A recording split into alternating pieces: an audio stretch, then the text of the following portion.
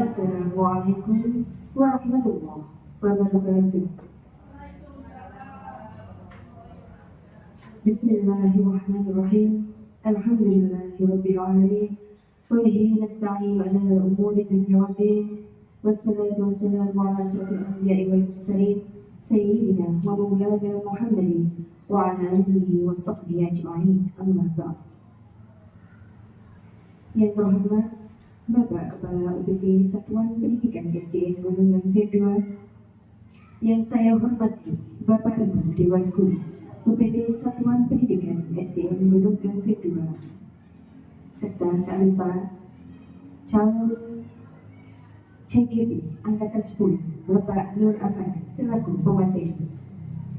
Pertama-tama, marilah kita panjatkan puji syukur kehadirat Allah Subhanahu wa Ta'ala, yang mana pada siang hari ini kita semua bisa berkumpul bersama dalam diskusi pemaparan materi tentang diseminasi budaya positif oleh JGP Angkatan 10 yaitu Bapak Nur Afandi dalam keadaan sehat walafiat.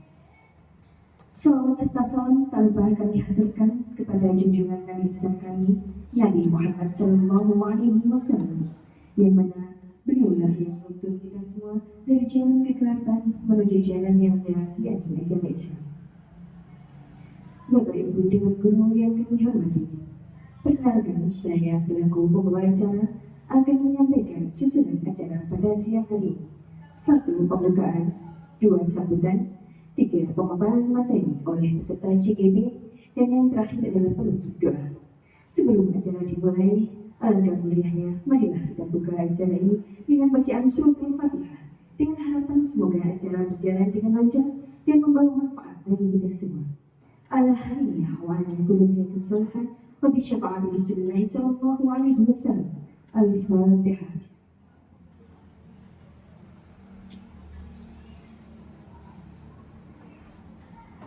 Amin amin ya rabbal alamin. Acara selanjutnya yaitu sambutan.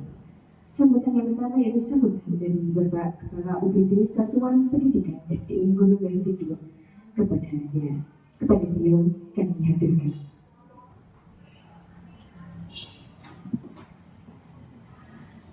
Assalamualaikum warahmatullahi wabarakatuh. Bismillahirrahmanirrahim. Wassalamualaikum warahmatullahi wabarakatuh. Yang saya hormati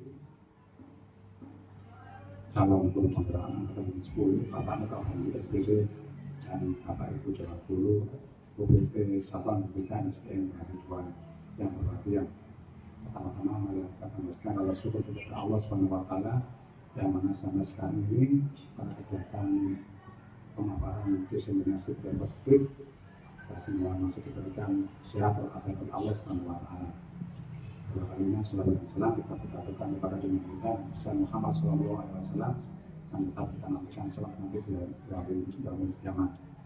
Bapak Ibu sekalian, untuk Bapak Nur Afandi SPB calon guru penggerak Angkatan 10, ya saya ucapkan harus semangat selama menempuh kegiatan CGP Angkatan 10, apalagi sekarang ada kegiatan diseminasi budaya politik. Dan di UPT Satuan Pendidikan SDN Gunung Z2 di sini kita menghasilkan guru-guru penggerak yang banyak dan penuh semangat. Ya, kita ucapkan semangat buat kami untuk melakukan diseminasinya tentang budaya positif. Sekian dari saya. Wassalamualaikum warahmatullahi wabarakatuh. Disampaikan, terima kasih. Acara selanjutnya yaitu pemaparan materi diseminasi budaya positif oleh peserta JGP Angkatan 10 yaitu Bapak Nur Afandi. Kepadanya waktu dan tempat kami persilahkan.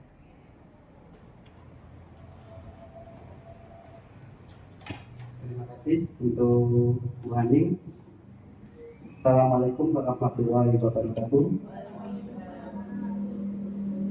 Di sini saya Nur Afandi, JGP Angkatan 10 akan menjelaskan tentang diseminasi budaya positif di sekolah. Mohon maaf, abang nih.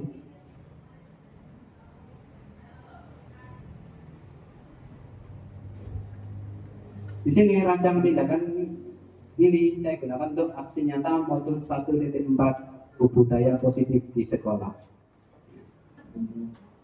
Next.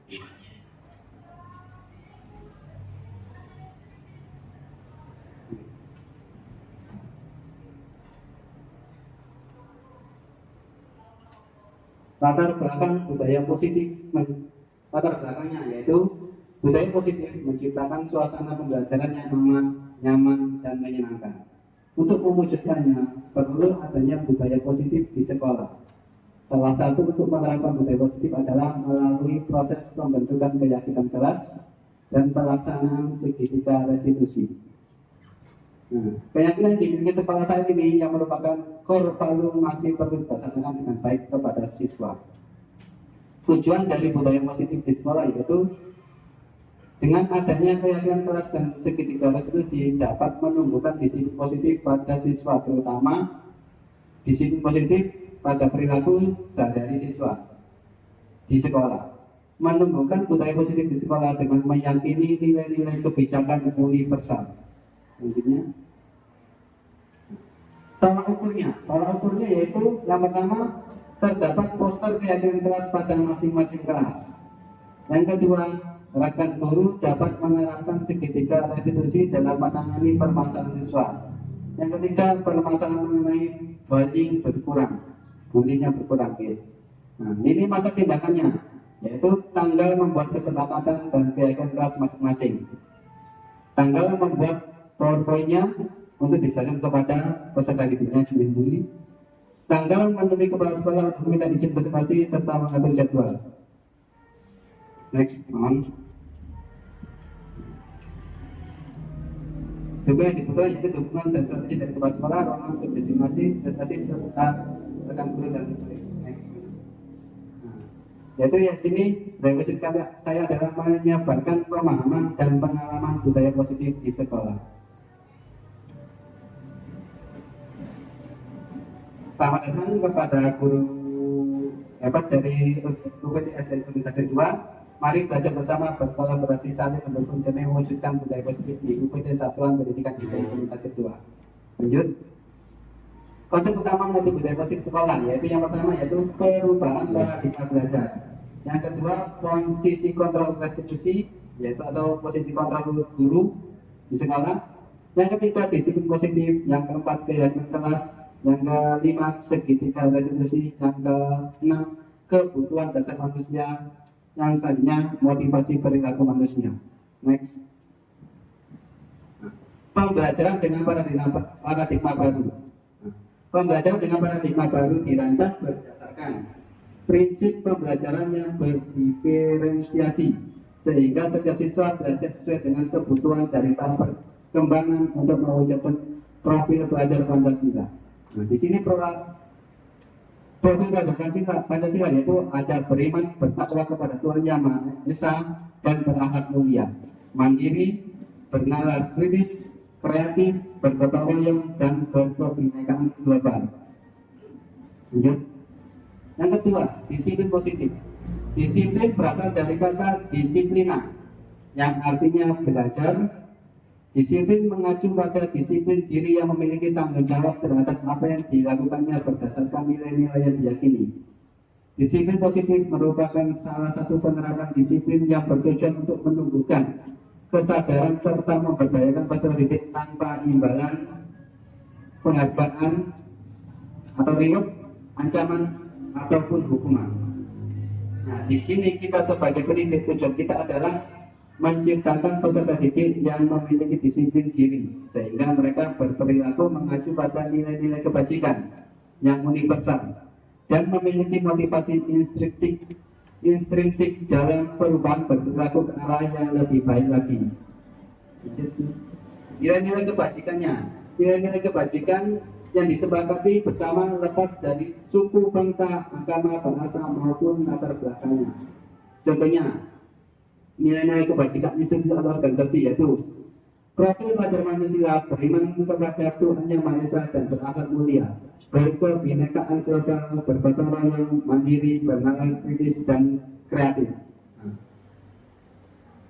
Ibu Prioritas Program atau PIP toleransi rasa hormat, integritas, mandiri, menghargai, antusias, empati, keingintahuan, kreativitas, kerjasama, percaya diri, dan komitmen. 9.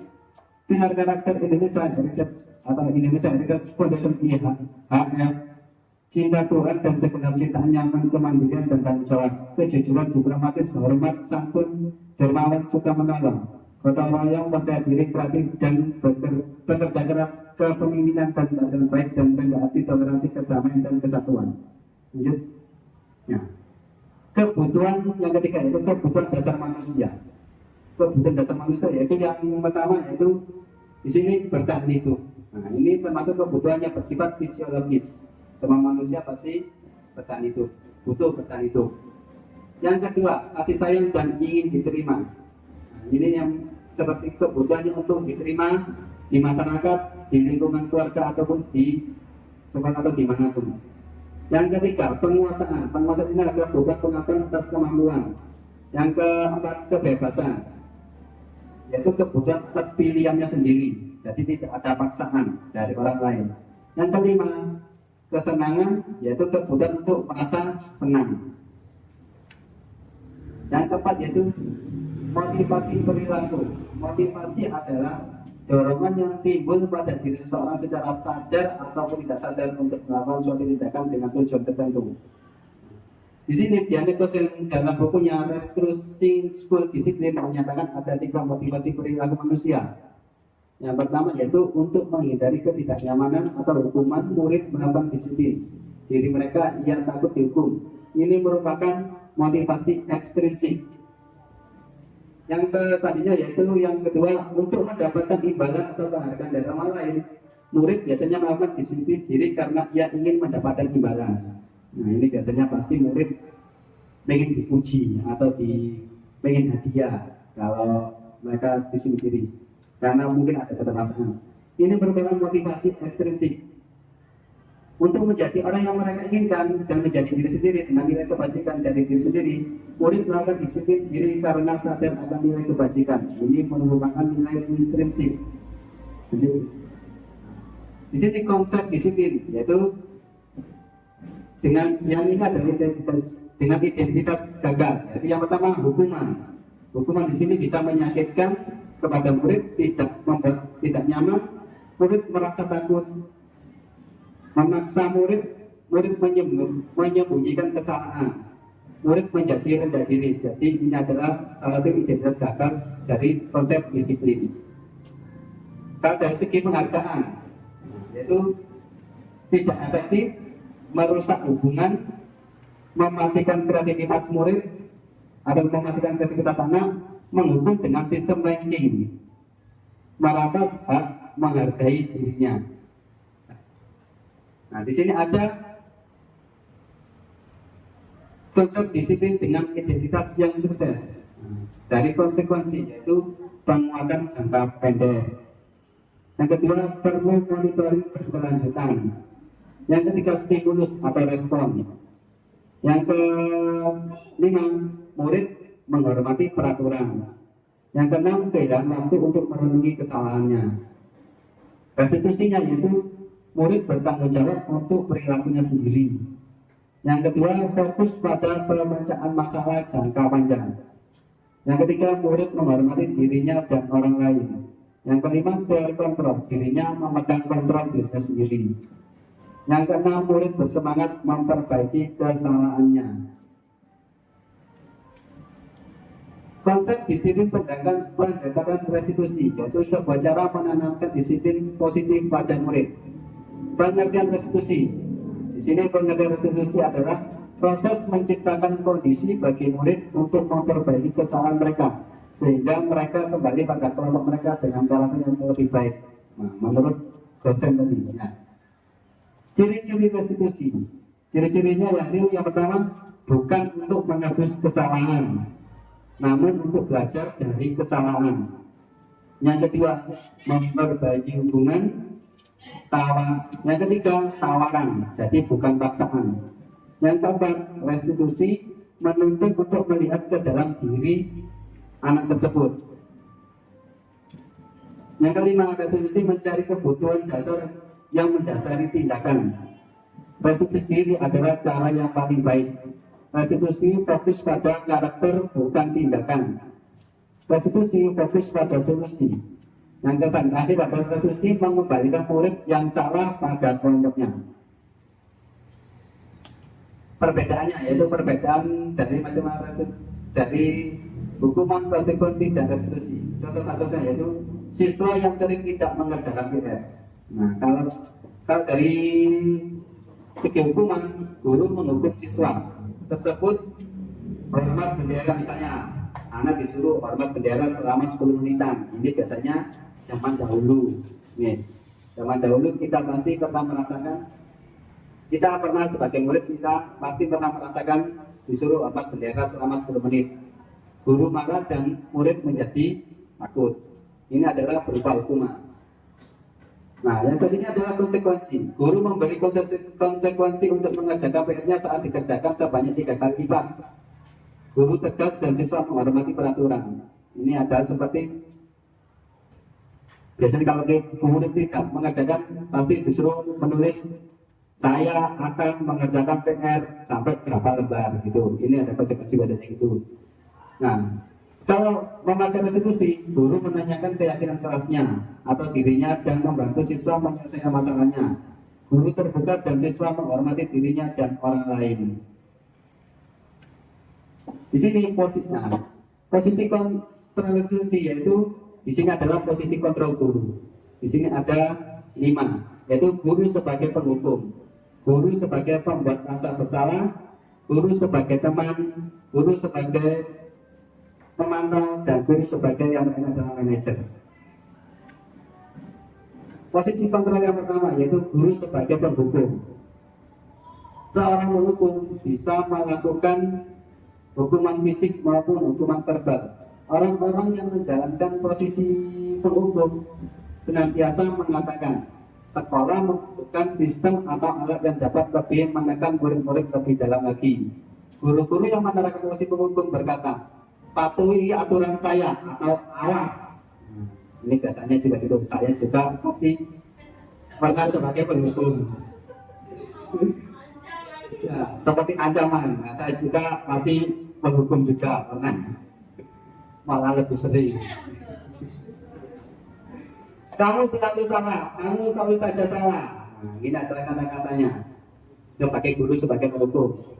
Selalu, pasti yang selalu terakhir selesai. Kamu pasti selalu yang terakhir misalnya. Kurir, kamu pasti selalu yang terakhir selesai. Atau siapa dengan menyebutkan nama, dihadapkan di hadapan para murid yang lain. Guru seperti ini senantiasa percaya hanya ada satu cara agar pembelajaran bisa berhasil, yaitu cara dia sendiri, yaitu hasilnya. Nah, cara dia sendiri. Ini menganggap bahwa cara penghukum itu pasti berhasil, seperti pemaksaan. Saya juga pernah begitu. Kita mungkin juga pernah juga begitu. Hasilnya yaitu kemungkinan murid marah di dalam hati, tidak mungkin ditunjukkan secara terang-terangan, dan mendendam atau bersifat agresif. Bisa jadi sesudah kembali duduk, murid tersebut akan mencoret-coret bukunya atau meja tulisnya, sehingga meja menjadi kotor. Lebih buruk lagi, setelah sekolah murid melihat motor atau mobil bapak ibu guru akan mencoretnya dengan paku atau digembosi di paku atau gimana gitu ya. Selanjutnya yaitu posisi kontrol restitusi guru, yaitu yang guru membuat merasa bersalah kepada muridnya. Pada posisi ini biasanya guru akan bersuara lebih lembut. Membuat rasa bersalah akan membuat keheningan yang membuat orang lain merasa tidak nyaman bersalah terhadap diri. Kata-kata yang keluar dengan lembut akan seperti ibu sangat kecewa dengan kamu atau bapak sangat kecewa dengan kamu. Itu bisa membuat anak merasa bersalah. Berapa kali ibu harus memberitahu kamu atau berapa kali bapak harus memberitahu kamu ya? Tuh contoh temennya. Gimana coba kalau orang tua kamu tahu kamu berbuat begini? Nah, pasti kita pernah berkata seperti itu kepada murid, terutama saya juga itu. Di posisi ini murid akan memiliki penilaian diri yang buruk terhadap diri mereka. Murid merasa tidak berharga dan telah mengecewakan orang-orang yang disayanginya. Hasilnya yaitu murid akan merasa bersalah telah mengecewakan bapak atau ibu gurunya. Murid akan merasa menjadi orang yang gagal dan tidak sanggup membahagiakan orang lain. Kadang-kadang sikap seperti ini lebih berbahaya dari sikap penghukum, karena emosi akan tertanam rapat di dalam diri mereka. Murid akan menahan perasaan, tidak seperti murid dalam guru penghukum, di mana murid bisa melupakan amarahnya walaupun dengan cara negatif. Murid tertekan sepertinya tiba-tiba bisa meletus amarahnya dan bisa menyakiti diri sendiri atau orang lain. Ya. Posisi kontradiktif yang lainnya yaitu guru sebagai teman. Guru pada posisi ini tidak akan menyakiti murid, namun akan tetap berupaya mengontrol murid melalui persuasi atau dengan ajakan. Posisi teman pada guru bisa negatif ataupun positif. Nah, guru di posisi teman menggunakan hubungan baik dan untuk memanggil seseorang, mereka akan berkata, ayo bantulah demi bapak. Ya. Ayo ingat, tidak bantuan bapak selama ini. Ya sudah, kali ini tidak apa-apa, nanti ibu bantu bereskan. Nah, di sini posisi teman pada guru bisa negatif atau positif. Ini bisa guru akan diremehkan kalau kita terlalu dekat. Hal negatif dari posisi teman adalah bila suatu saat guru tersebut tidak membantu, maka murid akan kecewa dan berkata, saya pikir bapak atau ibu teman saya. Murid merasa dikecewakan dan tidak mau lagi berusaha. Hal lain yang mungkin tiba adalah murid hanya akan bertindak untuk guru tertentu dan tidak untuk guru yang lainnya. Posisi kontrol guru yang keempat yaitu memantau. Guru sebagai memantau. Memantau berarti mengawasi pada saat kita mengawasi, kita bertanggung jawab atas perilaku orang-orang yang kita awasi. Posisi pemantau berdasarkan pada peraturan dan konsekuensi dengan menggunakan sanksi atau konsekuensi. Kita dapat memisahkan hubungan pribadi kita dengan murid. Sebagai seorang yang menjalankan posisi pemantau, pertanyaannya biasa diajukan seorang pemantau yaitu peraturannya apa? Apa yang telah kamu lakukan? Sanksi atau konsekuensi apa yang akan diberikan kepadamu? Seorang pemantau sangat mengandalkan perhitungan, catatan, data yang dapat digunakan sebagai bukti atas perilaku seseorang. Posisi ini akan menggunakan stiker catatan, daftar cek, atau buku biasa dimasukkan ke dalam buku kasus gitu. Posisi pemantau sendiri berawal dari teori stimulus respon yang menunjukkan tanggung jawab guru dalam mengontrol murid. Lanjut. Posisi guru, jadi yang kelima, guru sebagai manajer. Posisi terakhir yaitu manajer adalah posisi di mana guru berbuat sesuatu bersama dengan murid, mempersilahkan murid mempertanggungjawabkan perilakunya, mendukung murid agar dapat menemukan solusi atas permasalahannya sendiri. Seorang manajer telah memiliki keterampilan di posisi teman atau memantau, dan dengan demikian bisa jadi di waktu-waktu lalu kembali kepada kedua posisi tersebut bila diperlukan. Seorang manajer akan berkata, apa yang kita yakini, dan kita kembali ke misalnya ada anak yang melanggar dari keyakinan kelas. Apa yang kita yakini, kita kembalikan ke keyakinan kelasnya. Apa yang akan dilanggar? Apa yang sudah dilanggar, maafnya. Apakah kamu meyakininya dari keyakinan kelas tersebut? Jika kamu meyakininya, apakah kamu bersedia memperbaikinya? Jika kamu balik hal ini menunjukkan apa tentang dirimu? Apa rencana kamu untuk memperbaiki hal ini? Tugas seorang manajer bukan untuk mengatur perilaku seseorang. Kita membimbing murid untuk dapat mengatur dirinya. Seorang manajer bukannya memisahkan murid dari kelompoknya, tapi mengembalikan murid tersebut ke kelompoknya dengan lebih baik dan lebih kuat lagi.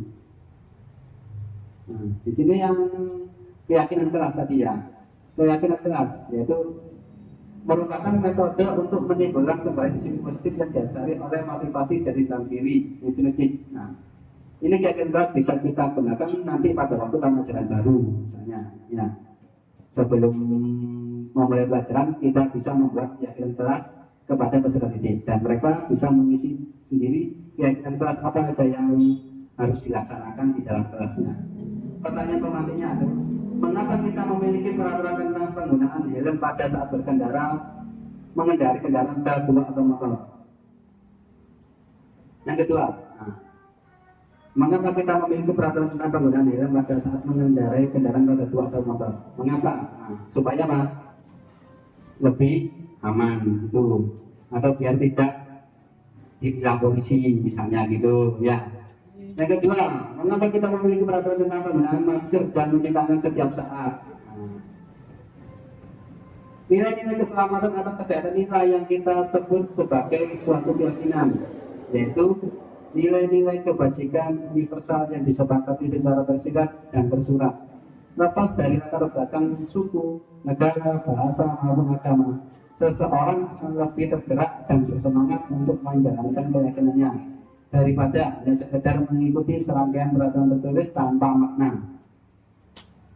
Murid-murid pun demikian, mereka perlu mendengarkan dan memahami arti sesungguhnya tentang peraturan-peraturan yang diberikan, apa nilai-nilai kebajikan di balik peraturan tersebut, apa tujuan utamanya, dan menjadi tidak tertarik atau takut sehingga hanya sekedar mengikuti serangkaian peraturan-peraturan yang mengatur mereka tanpa memahami tujuan mulianya dari keyakinan kelas tersebut. Lanjut. Nah, di sini ada kegiatan pembuatan keyakinan kelas, yaitu guru bersama siswa membuat keyakinan kelas. Yang pertama yaitu kita bisa laksanakan pada tahun ajaran baru nanti. Nah, yang pertama berdiskusi tentang peraturan apa saja peraturan-peraturan yang akan kita laksanakan di kelas kita di tahun ajaran baru nanti.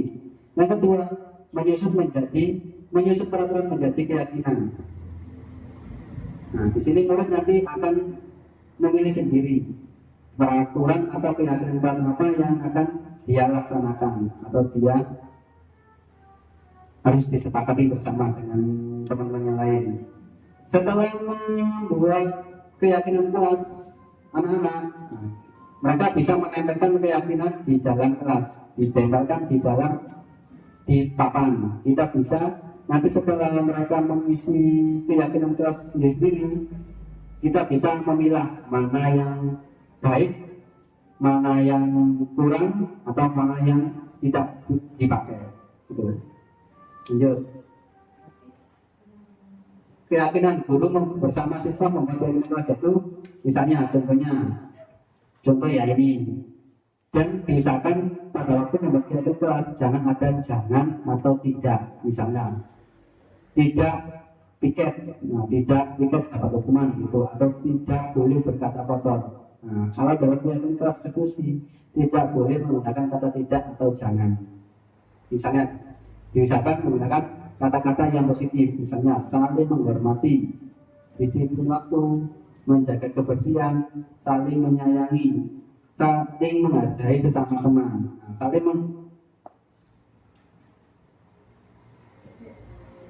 saling menghormati, misalnya ini adalah kita saling menghormati sesama teman. Nah, disiplin waktu misalnya, disiplin waktu adalah misalnya tepat waktu berangkat atau tepat waktu saat ke sekolah. Tuh. Menjaga kebersihan kelas. Tuh, ya. Saling menyayangi antar teman, menghargai sesama teman, ya. Atau misalnya berkata sopan santun, ya. Pembentukan keyakinan sekolah atau kelas yaitu keyakinan kelas bersifat lebih abstrak daripada peraturan yang lebih rinci dan konkret. Keyakinan kelas berupa pernyataan-pernyataan universal yang lebih umum. Pernyataan keyakinan kelas senantiasa dibuat dalam bentuk positif, jadi tidak ada kata-kata negatif, misalnya tidak atau jangan. Keyakinan kelas hendaknya tidak terlalu banyak sehingga mudah diingat dan dipahami oleh semua warga kelas. keyakinan kelas sebanyak sesuatu yang dapat diterapkan di lingkungan tersebut, di lingkungan kelasnya masing-masing. Semua warga kelas hendaknya ikut berkontribusi dalam pembuatan kelas lewat kegiatan curah pendapat. Kita bisa, anak-anak, misalkan kita sediakan kertas itu dan ditempelkan di papan, gitu. Nanti mereka akan dan guru akan menyeleksi mana yang lebih baik. Bersedia meninjau kembali kegiatan kelas dari waktu ke waktu, jadi tidak untuk 1 tahun. Misalnya 1 bulan sekali kita bisa meninjau mana yang pas dan mana yang tidak pas. Nanti ini. Nah, misalnya ini, kembalikan barang ke tempatnya. Nah, ini bisa juga apa?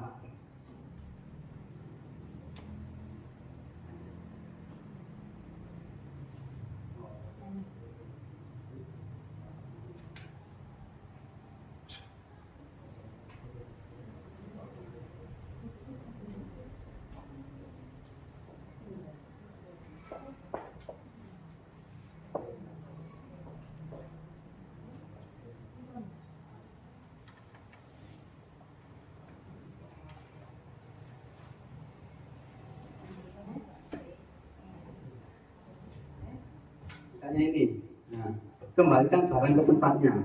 Nah, ini restitusinya yaitu apa, keyakinan kelasnya yaitu apa tadi? Bertanggung jawab. Dilarang mengganggu orang lain. Ini bisa juga apa?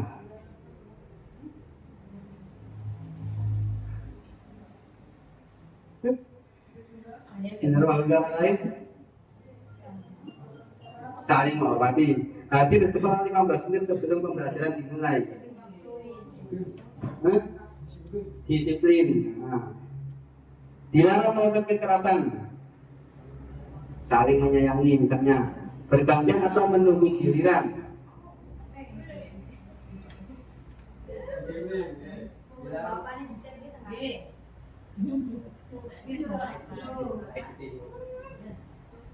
Dilarang merokok misalnya.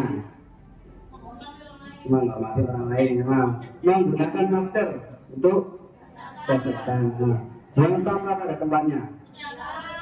Nah, coba kita lihat.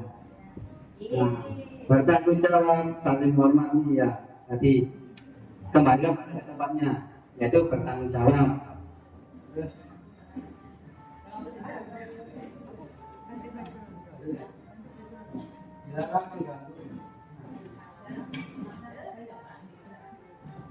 Dilarang mengganggu orang lain. Nah, ini adalah saling menghormati. Lanjut, hadir di sekolah 15 menit sebelum pembelajaran dimulai, yaitu menghormati orang lain atau komitmen. Dilarang melakukan kekerasan. Ini adalah keamanan, yaitu saling menghormati. Bergantian yaitu kesehatan. Dilarang menggunakan masker, yaitu untuk kesehatan atau keamanan. Buang sampah pada tempatnya, kebersihan dan kesehatan.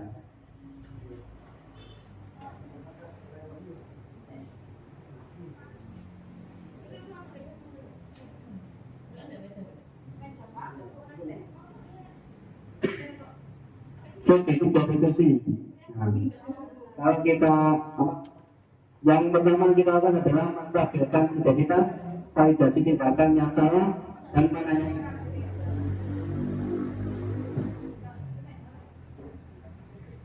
Ya, apa wis?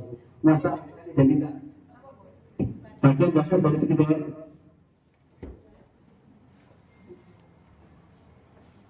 Bagian dasar dari segitiga bertujuh.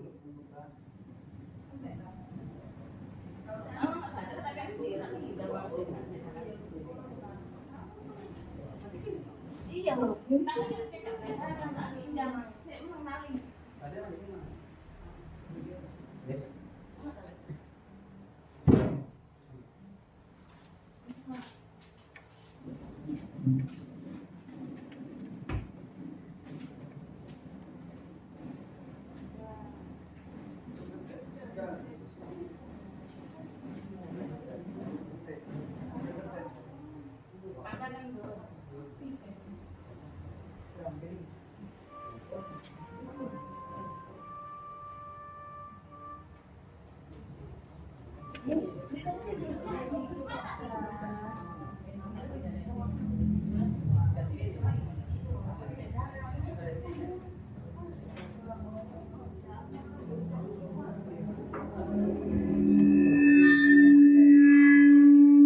satu dua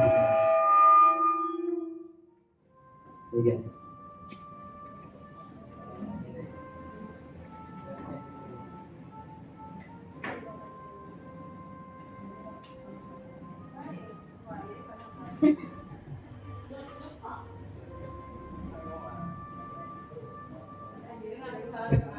Boleh. Masa bebas. Boleh. Bagian dari kondisi digitalisasi yang bertujuan untuk mengubah Indonesia dari orang yang gagal karena melakukan kesalahan menjadi orang yang sukses. Validasi tindakan yang salah yaitu setiap tindakan kita lakukan dengan suatu tujuan, yaitu memenuhi kebutuhan dasar. Kalau kita memahami kebutuhan dasar apa yang mendasari sebuah tindakan, kita akan bisa menemukan cara-cara paling efektif untuk memenuhi kebutuhan tersebut. Yaitu yang ketiga itu menanyakan keyakinan. Dari kontrol menyatakan bahwa kita pada dasarnya termotivasi secara internal. Misalnya, validasi tindakan yang salah yaitu kamu tentu punya yang masa berikan tetes dahulu. Setiap orang pasti pernah melakukan kesalahan. Kamu bukan satu-satunya yang pernah melakukan ini. Setelah kita melakukan masa berikan identitas, kita ke validasi tindakan yang salah. Adakah cara yang lebih efektif untuk mendapatkan apa yang kamu butuhkan? Kamu tentu punya alasan mengapa melakukan itu. Setelah validasi tindakan yang salah, kita kembalikan ke menanyakan keyakinan kelasnya, yaitu keyakinan kelas apa yang telah kita sepakati. Kamu ingin menjadi orang yang seperti apa? Tuh, lanjut Boni. Segitiga resolusi membantu murid menjadi lebih memiliki tujuan di sini positif, memulihkan dirinya setelah berbuat salah. Melalui pendekatan restitusi, ketika murid berbuat salah, guru akan menanggapi dengan mengajak murid refleksi tentang apa yang dapat mereka lakukan untuk memperbaiki kesalahan mereka sehingga mereka menjadi pribadi yang lebih baik dan menghargai dirinya sendiri. Dalam penerapan program bisnis positif, hendaknya guru memiliki standar kepribadian, profesional, dan sosial yang baik, di mana guru mampu berefleksi pada posisi kontrolnya saat ini, bagaimana perjalanan dirinya sebagai seorang among, yaitu posisi manajer, yang menuntut murid-murid menjadi insan yang mandiri, merdeka, dan bertanggung jawab. Semoga sesi belajar kita hari ini membawa manfaat sehingga dapat menjadi pelajar berprofil Pancasila.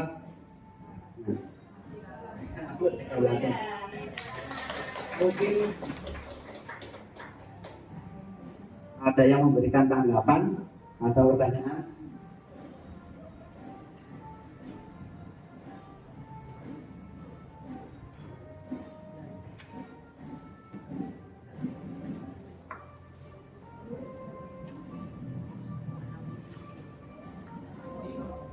Diberikan kesempatan untuk Bapak Ibu Dewan Guru memberikan tanggapan atau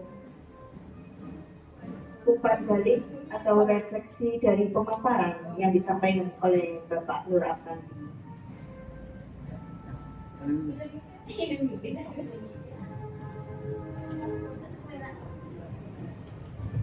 Terima kasih atas waktu yang diberikan. Ada dari pemaparan Pak Fandi tadi atas pertanyaan dari saya. Tadi Pak Fandi menjelaskan 5 posisi kontrol terhadap penerapan disiplin. Yang pertama yaitu hukuman. Di situ hukuman biasanya menggunakan kata awas. Yang saya ingat tadi, setelah itu anak-anak kalau kita ancam seperti itu istilahnya, dia nggak melampiaskannya ke meja. Nah, kebetulan meja saya banyak spidol. Ini kayaknya banyak awas-awas ini. Seperti itu. Nah, langkah kita sebagai guru, bagaimana Pak Fandi menyikapi seperti ini? Ini mungkin juga kejadiannya sama seperti itu. Di sana diancam, awas. Ketemu saya, awas kelas 6 mana. Ketemu Pak Toto, awas. Nah, akhirnya mereka melampiaskannya ke meja-meja seperti ini. Menurut Pak Handi, kita sebagai guru harus bagaimana? Terima kasih.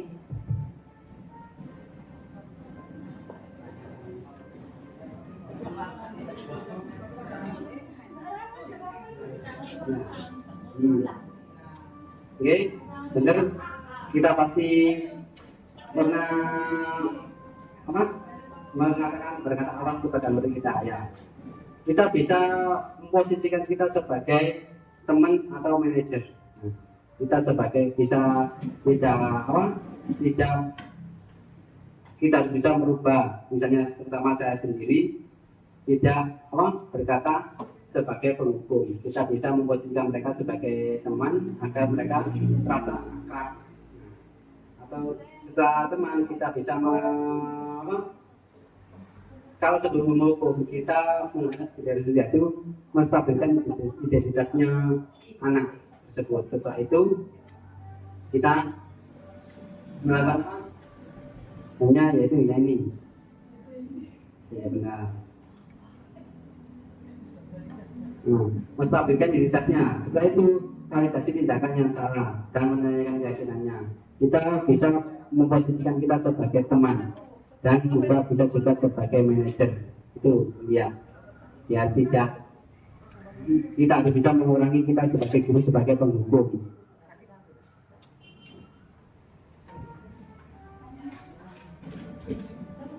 Bagaimana?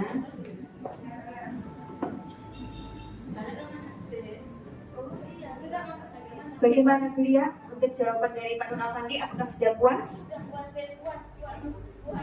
Wah, terima kasih Pak Handi. Iya puas, terima kasih. Ada lagi yang ingin ditanyakan atau tanggapan dari materi yang disampaikan Pak Nur Afandi? Oke. Bisa? Dia?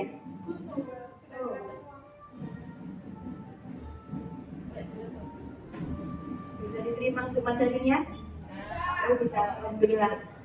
Kita tutup diskusi hari ini, yaitu tentang pemaparan materi diseminasi budaya positif telah selesai, berlangsung dengan lancar, dan semoga hasilnya baik dan membawa manfaat bagi kita semua. Terima kasih untuk waktunya. Saya selaku pembawa acara mohon maaf jika ada salah kata atau tingkah laku yang kurang berkenan di hati Bapak Ibu semuanya. Saya akhiri. Wassalamualaikum warahmatullahi wabarakatuh.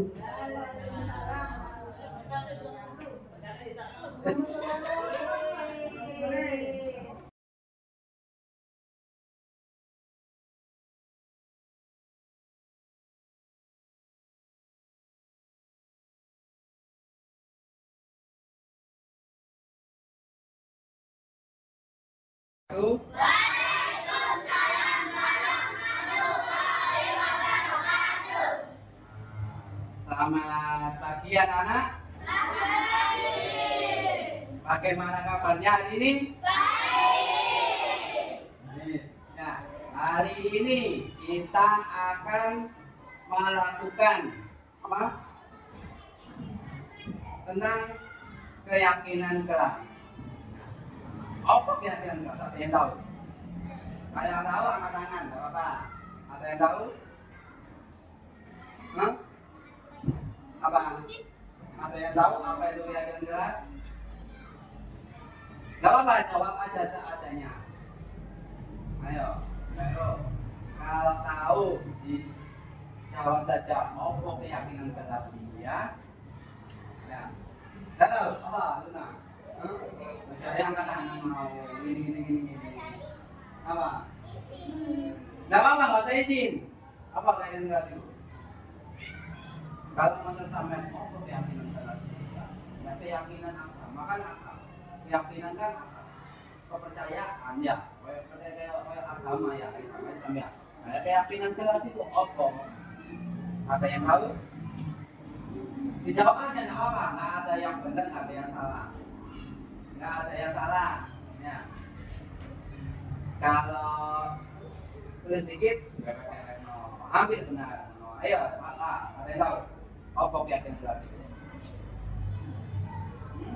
Ada yang tahu? Nggak ada. Keyakinan kelas itu seperti aturan atau peraturan yang disepakati bersama. Jadi sing gawe peraturan sapa? Sampeyan. Ya. Keyakinannya sampeyan sing membuat peraturannya. Jadi kalau sampeyan yang buat berarti harus dipatuhi. Ya. Jadi misalnya kayak berkata kotor, apakah itu boleh? Tapi kalau keyakinan tidak boleh ada tidak dan jangan. Misalnya tidak boleh berkata kotor, nggak boleh diganti. Harus diganti apa? Diganti apa? Baik. Ya. Jadi tidak jangan nggak boleh. Jangan ditulis di sini. Nah, ini Pak Pandi ada kertas. Sampean nanti buat tentang keyakinan kelas setiap kelompok. Masing-masing kasih 4. Nanti sampean tulis di sini terus ditempelkan di papannya. Tidak ada kolasinya. Jadi cek, ada tulis terus, ditulis, lepas, ditempel. Ya. Jadi sampean buat keyakinan bersama untuk dipatuhi ya, nanti gurunya yang menyeleksi, oh ini kurang tepat, ya, bisa, ya, tak kasih 4 satu kelompok 4 lembar sampean buat, ya, keyakinan kelas tapi tidak boleh ada tidak atau jangan. Jadi cari yang menurut sampean bilang nggak boleh, bilang itu lebih jangan. Misalnya, contoh ya, datang tepat waktu. Datang tepat waktu berarti jam berapa? Jam 7 harus sekolah ya. Datang tepat waktu saat ke sekolah. Ya, berarti tidak boleh terlambat. Jadi datang tepat waktu. Ya. Sekarang jangan yang lain. Ya, bisa? Bisa. Ya, maksudnya bisa. Boleh yang nanti. Oh, empat ada 4. Sudah. Kakak Sonia.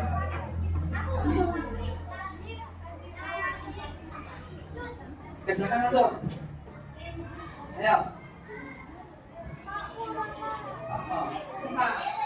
Empat, semua pakai 4. Satu kelompok pakai 4. Makanya nanti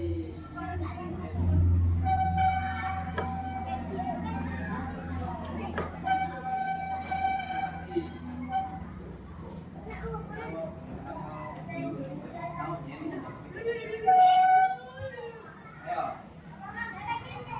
Ya, pensil itu disuruh tidak apa-apa. Tidak apa-apa, nanti biar dihapus. Nanti pensil dulu tidak apa-apa. Pokoknya jangan ada tidak atau jangan berjalan. Diganti. Misalnya, datang tepat waktu saat ke sekolah. Ya, tidak keras ya. Tidak boleh terlambat. Oleh, nanti datang tepat waktu saat ke sekolah. Nah, saya. Tidak nggak oleh, biaran nggak oleh. Pakai pensil dulu nggak apa-apa.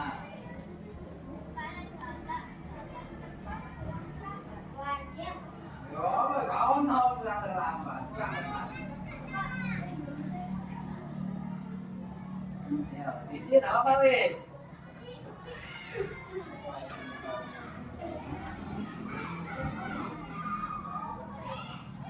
Ayo, jangan isi aja sebisanya. Sebisanya. Ya apa?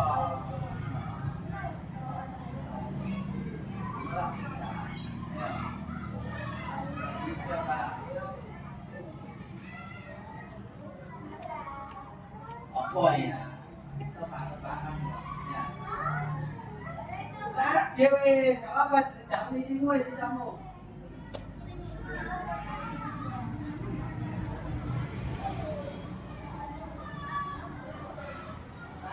Tak kasih dulu.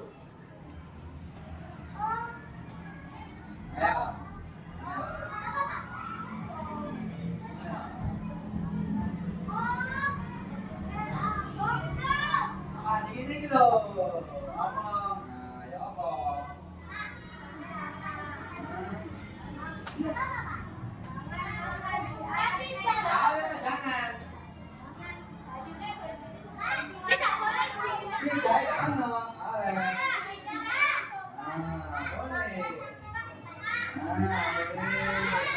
Tulis saja, tulis langsung. Tulis saja langsung, nggak apa-apa, tulis langsung. Tulis saja langsung. Tulis saja langsung. Bicara kotor. Bicara kotor. Tulis saja langsung, nggak apa-apa. Nanti tidak bisa dipakai.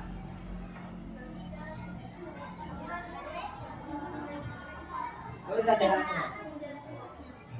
Ya jangan foto sak bangku, jangan foto. Satu bangku jangan sama.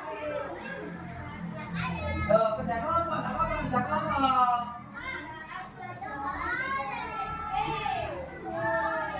Gak apa-apa namanya aja, Miss. Kerja kelompok loh ya, itu bukan individu. Nah. Kak, yo copot sak kelompok kali foto. Kerja kelompok itu bukan sendiri kerjaannya. Kalau misalnya ada ketemu, ya dibantu temannya lainnya. Ya. Boleh saya speaker. Ya.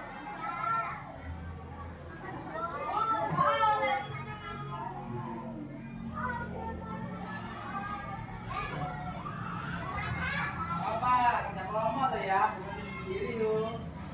Kalau sudah di mana speakernya tuh?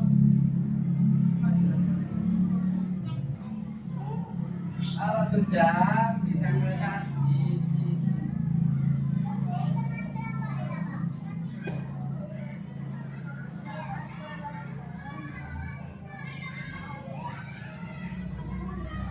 Kelompok 1.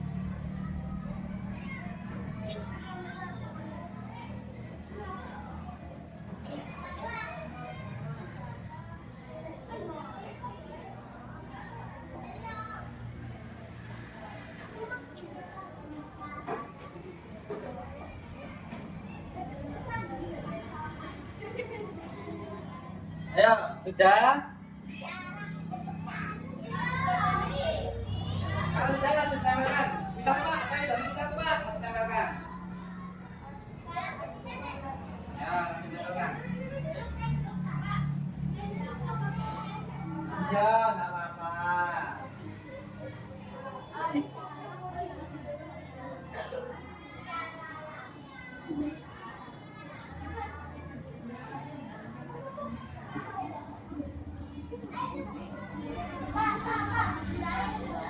Dilarang tidak, jangan tidak boleh. Ganti yang lain. Iya, nggak apa-apa. Tidak kerjakan individu, kerja kelompok.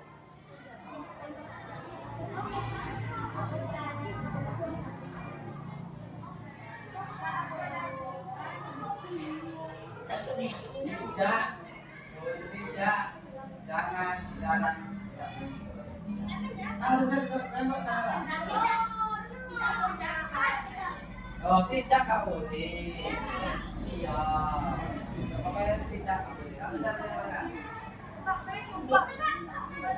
Ya sudah keluar. Bapak, tembak.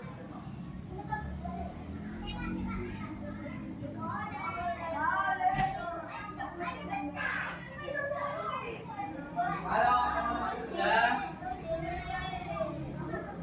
Ya, teman-teman. Oke. Ya, teman-teman sana.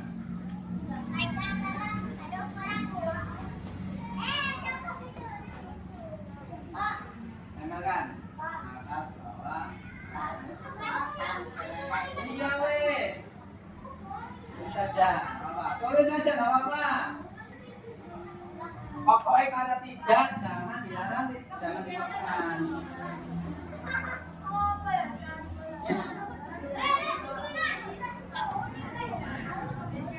Apa?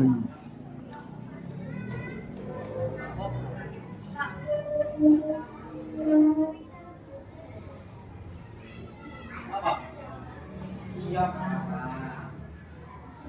Sudah.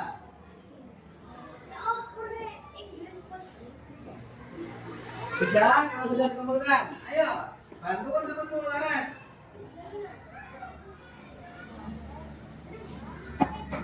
Ayo.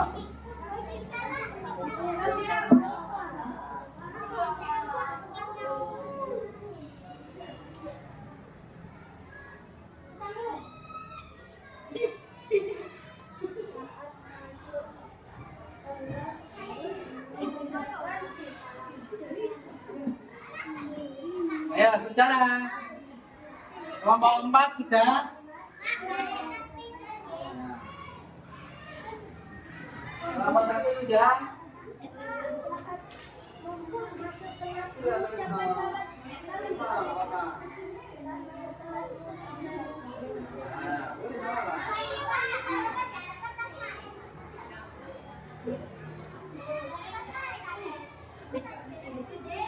Gak apa-apa, weh, gak apa-apa.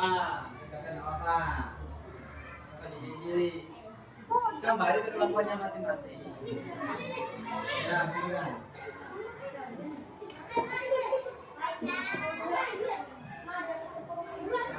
Ayo, ayo kurang 1 menit.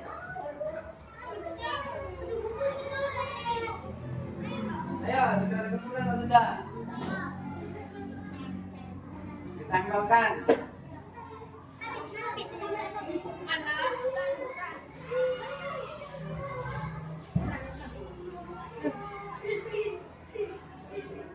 Ayo kelompok 3, kelompok 4 sudah, kelompok 2 sudah.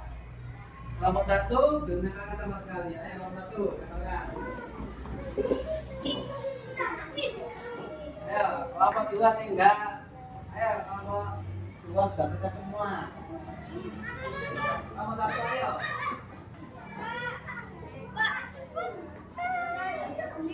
Iya. Iya, sampai speech dulu.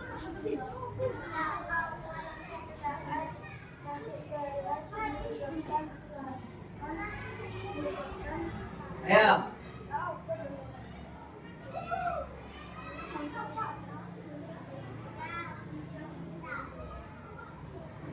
Ya, ayo. Ayo kelompok 3. Tempelkan dulu aja, nggak apa-apa.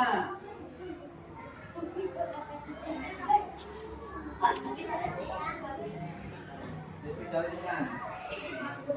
Sudah gede mana ini? Iya, apa?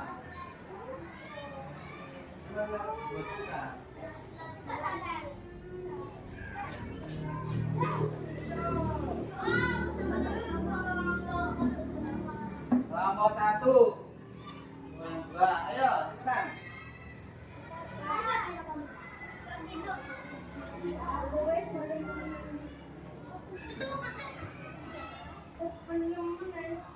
Ayo Laras, belum dah? Pinjam mana spidol? Sudah dah kamu Pak?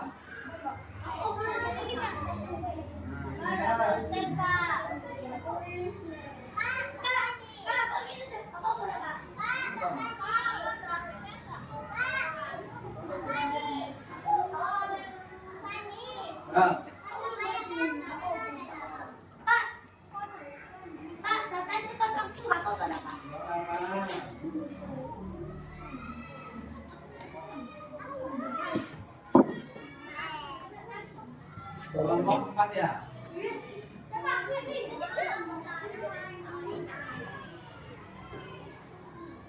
Yo, kelompok 3 belum sama sekali. Ayo kelompok 3. Kelompok 1.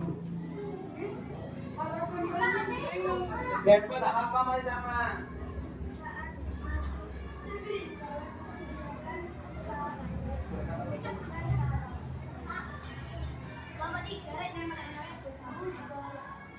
Ya, nomor 3 kelas 1.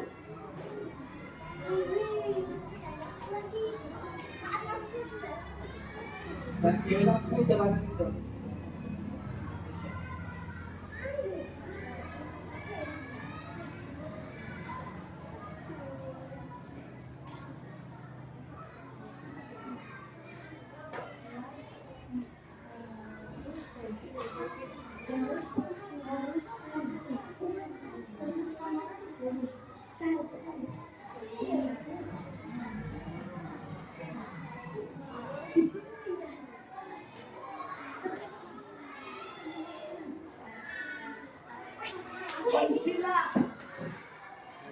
diamalkan. Nah, kita bahas bersama-sama. Duduk. Sudah. Kita bahas bersama-sama ya. Nomor 1, mendengarkan guru saat pelajaran. Benar? Nah. Harus menghargai teman. Ya. Nah. Saat masuk kelas mengucapkan salam ya. Perlu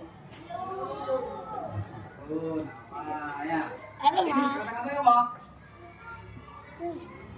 Mengucapkan salam. Piket kelas sesuai jadwal piket. Apa? ini. Hah? Apa piket kok? Apa? Hah? Ada teman?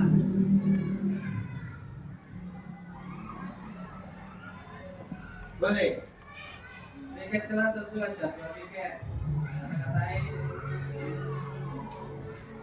Boleh, apa wis ya. Bisa juga menjaga kebersihan kelas ya. Nomor 2, buanglah sampah di tempatnya. Benar? Oh ya, mana-mana mau sampah itu di tempat.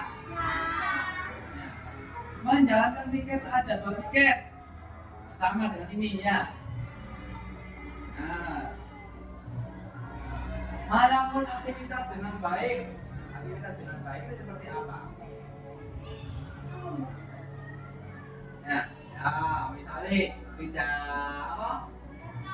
Tidak naik meja ya, ya, wis ya. Bicara baik dan sopan. Berbicara sopan baik kepada teman maupun kepada yang ketiga, berbicara dengan baik dan sopan. Benar ya. Mengerjakan aktivitas dengan baik. Datang tepat waktu. Datang tepat waktu. Ya, mau lah ya. Menjaga kebersihan. Menjaga kebersihan ya. Lanjut. Harus melaksanakan piket kelas. Harus membuang sampah pada tempatnya. Berbicara saat guru menjelaskan. Benar? Tidak boleh ya. Saat guru menjelaskan harus ya, menghormati atau apa? Menghormati orang yang berbicara. Menjaga kebersihan. Ya. Berarti apa ketemunya di sini? 1, kesepakatan nih. Berbicara sopan kepada teman dan guru. Ya. Yang kedua, datang tepat waktu.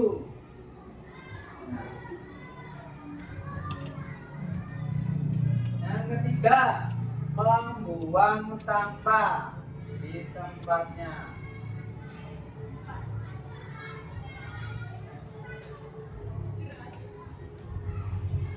Atau menjaga kebersihan.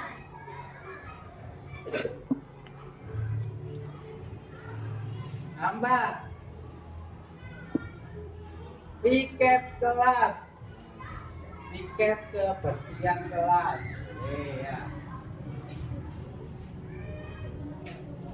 Yang kelima, saling menghargai dan menghormati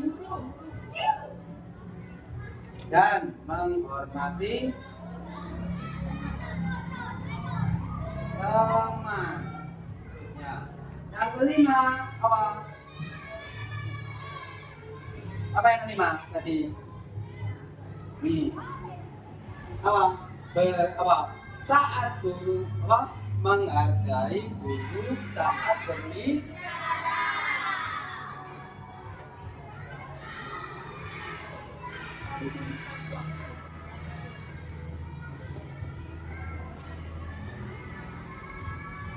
Ya, ini adalah keyakinan kelas ya. Keyakinan kelas 4. Bisa ditaati? Bisa. Nah, ya. Keyakinan kelas ini sudah dibahas bersama-sama dan harus ditepati ya. Bagaimana rasanya? Menulis sendiri keyakinan sendiri, perasaan sendiri. Gimana rasanya? Oh, Pak, apa? Saya nulis aturan diri, Pak. Tuh ya. Jadi saya seperti merasa dia. Ya, ya itu aja ya. Bisa. Apa? Dan langsung aja ini di taati ya. Sekian dulu ya. Saya akhiri. Assalamualaikum warahmatullahi wabarakatuh.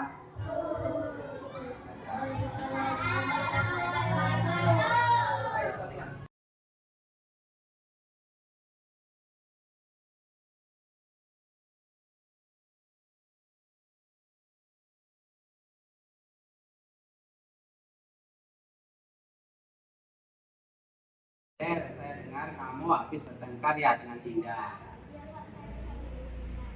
Kenapa kesal? Lalu apa yang kamu lakukan dengan Dinda? Oh begitu. Pasti kamu lakukan itu ada alasannya ya.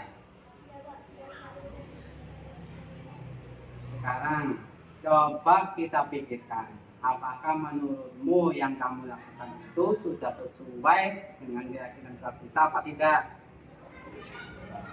Menurutmu apa yang kamu lakukan, apa yang kamu langgar dari keyakinan kita? Menurutmu saling menghormati antar teman itu penting atau tidak? Baik kalau gitu. Kalau menurut kamu penting, keyakinan apa yang akan kamu lakukan jelas dan marah? Apa kamu bersedia memperbaiki masalah ini? Terus apa yang akan kamu lakukan untuk memperbaiki masalah ini?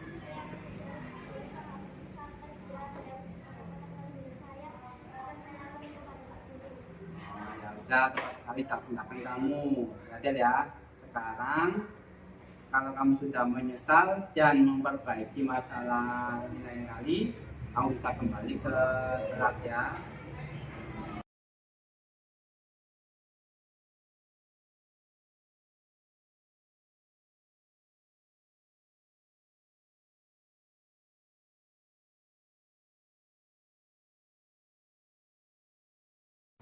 Assalamualaikum warahmatullahi wabarakatuh.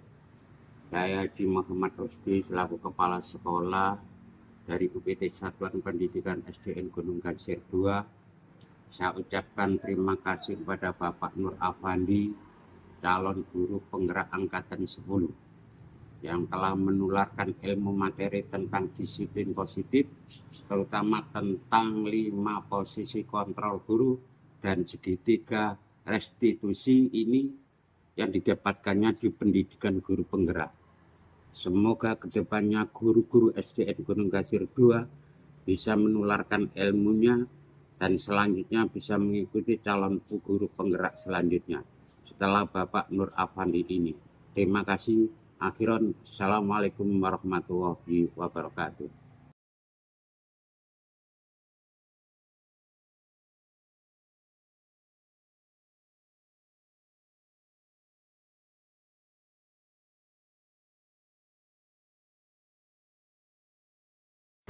Assalamualaikum warahmatullahi wabarakatuh. Perkenalkan, nama saya Nurul Hidayati. Saya guru kelas 5 di UPT Satuan Pendidikan SDN Gunung Gajser 2. Sekaligus rekan sejawat dari Pak Nur Afandi selaku calon guru penggerak angkatan 10. Di sini saya telah mengikuti kegiatan yang dilakukan Pak Nur Afandi, yakni tentang diseminasi disiplin positif. Di sini saya sangat merasa senang karena saya mendapatkan materi baru tentang disiplin positif, terutama pada 5 posisi kontrol guru. Untuk posisi yang pertama yaitu sebagai penghukum, yang kedua pembuat merasa bersalah, yang ketiga itu teman, yang keempat pemantau, dan yang terakhir adalah sebagai manajer. Mudah-mudahan saya bisa menerapkan materi yang telah disampaikan oleh Pak Nur Afandi terhadap murid-murid saya nanti. Di sini saya mengucapkan banyak-banyak terima kasih kepada Pak Nur Afandi karena telah memberikan materi yang sangat berguna bagi saya. Mungkin itu saja dari saya. Sukses selalu untuk Pak Nur Afandi. Wassalamualaikum warahmatullahi wabarakatuh.